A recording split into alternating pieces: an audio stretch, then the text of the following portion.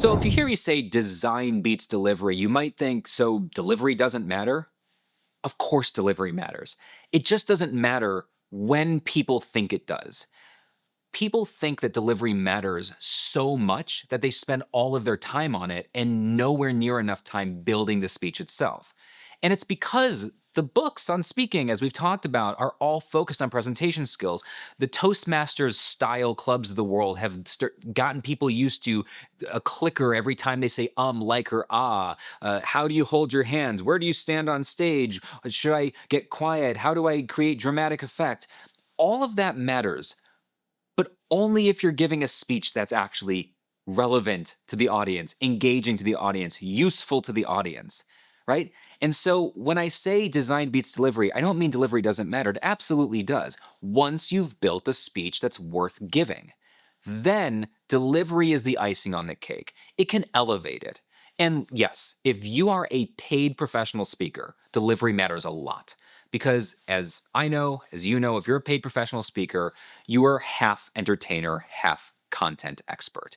If you're being paid high fees, tens of thousands of dollars to give a 30, 45-minute, hour-long speech to kick off or close out a conference, that is half entertainment. Yeah, it's like I'm an expert in human connection, but I'm also a former magician and I'm creating a great vibe for the audience. They're not going to put up a dry presenter to kick off or close a conference in a keynote position where they're paying tens of thousands of dollars. But that's not the situation you're in.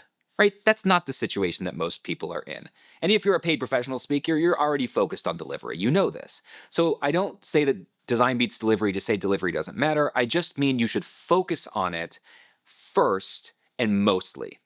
Now, there's something else going on here. Some people think delivery is more important because I'm sure you've heard, that 93% of communication is nonverbal. You've heard this? 93% of the success of communication is nonverbal. It's a widely cited statistic. There's an old study. It's been around for a long time. It's nonsense. It's a myth. It's not real.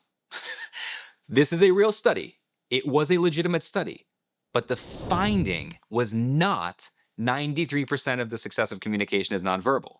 The actual finding was in situations where the words the communicator said did not match their tone or their body language, 93% of the communication was attributed to the nonverbals.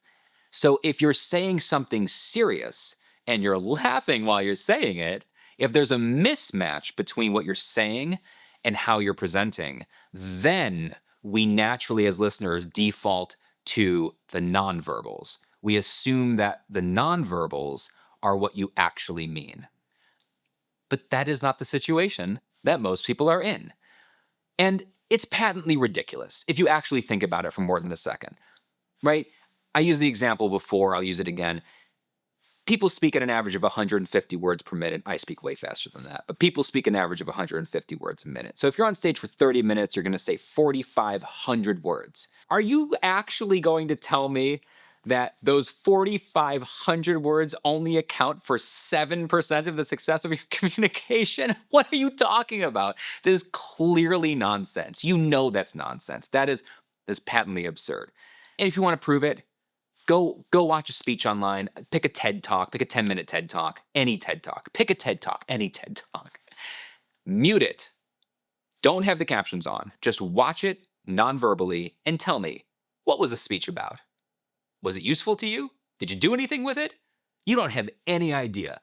Clearly the words matter, and they matter more than the delivery. They matter more than the nonverbals. So yes, delivery matters, but not the way people think it does.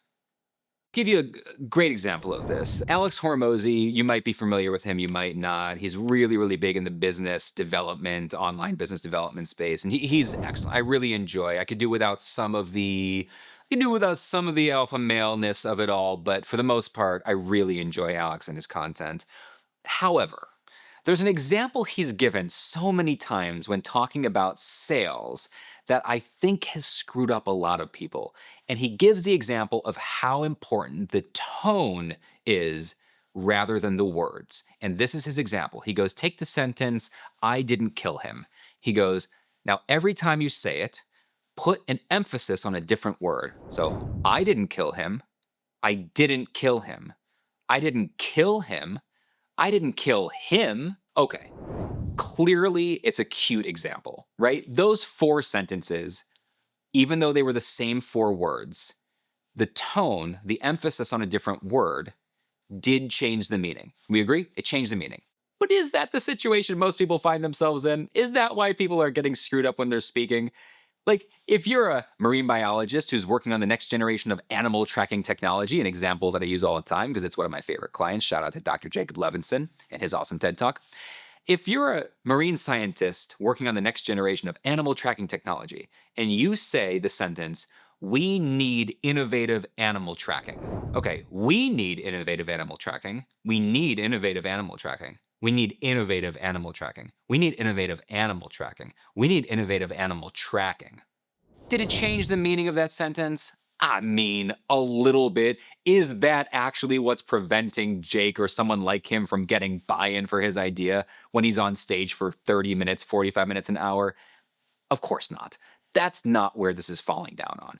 So Alex's example, it is right. It is true. Tone can change the meaning of a sentence. And when you're doing sales conversations at scale across a $100 million organization where you're doing 30,000 sales conversations, and if you can get all of your salespeople across all those conversations to get the emphasis right and the tone right, will it translate to more money at scale, more sales at scale?